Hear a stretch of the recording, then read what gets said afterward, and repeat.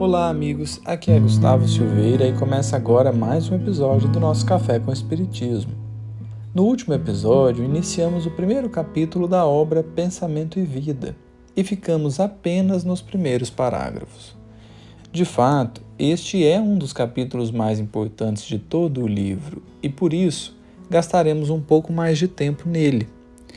Dizemos que ele é um dos mais importantes porque ele traz uma das ideias centrais, não só para a obra, mas como para a nossa própria vida, que é a ideia de mente. Pode parecer óbvio que um livro chamado Pensamento e Vida explore bastante o conceito ou a ideia de mente, mas aqui Emmanuel o faz de uma maneira nova, porque não considera apenas a atividade intelectual, e isso é muito importante. O benfeitor fala também de vida, o que nos mostra que este não é um livro de teorias, mas de vivências, com observações e diretrizes reais para todos nós. Desta forma, essa ideia está presente em todos os capítulos, afinal de contas, se Emmanuel fala de como nosso pensamento interfere na nossa vida de maneira tão impactante e direta, precisamos sim esmiuçar tanto quanto possível o que estejamos compreendendo quando falamos a palavra mente, porque ela é a geradora do nosso pensamento.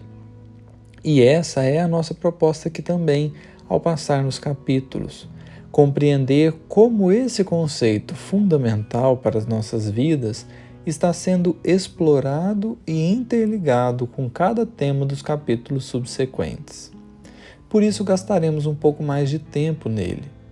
Emmanuel iniciou o capítulo dizendo assim: a mente é o espelho da vida em toda a parte. Claro que isso é uma metáfora, e como toda metáfora, Emmanuel aqui a utilizou de um ponto de vista, isto é, a mente não é um espelho literalmente, e de igual modo, por ser uma metáfora, implica dizer que nem tudo que vale para a mente vale para o espelho e vice-versa. Até porque somos seres dotados de livre-arbítrio, consciência, razão, vontade e carregamos em nós a centelha divina, o que nos torna inteligentes e capazes de amar. Isso jamais será característica de um espelho. Portanto, existe algo aqui que o benfeitor se serviu para apresentar a metáfora. E veremos agora alguns dos porquês dessa analogia ser tão preciosa, relevante e válida. Algo interessante de se notar é que o espelho não cria nada, ele só reflete, de igual modo a criatura. Uma das consequências da metáfora construída por Emmanuel é a de que nós funcionamos na vida como co-criadores. Afinal, o que exatamente nós podemos criar de original, de inédito, que Deus já não o saiba? Se nos é possível criar, é porque está permitido pela lei. E se está permitido pela lei, é que Deus já sabia, antes de nós.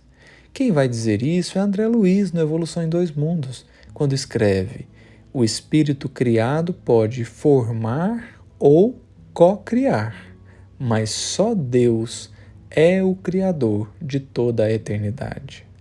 Deus se oculta para não ferir a nossa pequenez, mas se analisarmos com imparcialidade e tempo, veremos que tudo que é bom procede dele. Poderíamos citar aqui várias referências que nos apoiariam essa perspectiva, seja a primeira questão do Livro dos Espíritos, seja a carta de Tiago, quando disse: toda boa dádiva e todo dom perfeito vem do alto, descendo do Pai das luzes, em quem não há mudança nem sombra de variação. Agora, peço que me dê 1 minuto da sua atenção para trazer algo sobre espelhos.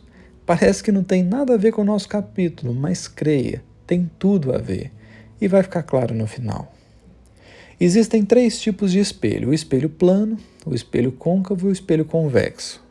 O espelho plano é o que nós mais usamos no dia a dia, porque ele reflete as imagens com exatidão ou de maneira mais precisa. Encontramos quase que em toda casa, banheiros, lojas. E para entender os outros 2 tipos de espelho, pensemos em uma colher. Uma colher de servir feijão, por exemplo. A parte de dentro da colher é o formato de um espelho côncavo e a parte de fora é o formato de um espelho convexo. E se você já pôde olhar em um espelho côncavo ou convexo, deve ter notado uma coisa: eles não são bons em refletir em objetos muito distantes, e dependendo do espelho, eles também não são bons em refletir objetos muito próximos. Não que isso seja exatamente ruim, pode mesmo ser que seja necessário, a depender da situação.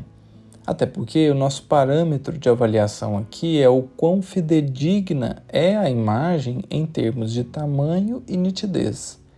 Em espelhos côncavos e convexos, quase sempre haverá distorção no tamanho e, algumas vezes, distorção na nitidez em relação ao objeto real. Isso acontece porque a curvatura do espelho cria um ponto chamado de ponto focal, que é para onde os raios de luz que chegam na face do espelho são refletidos.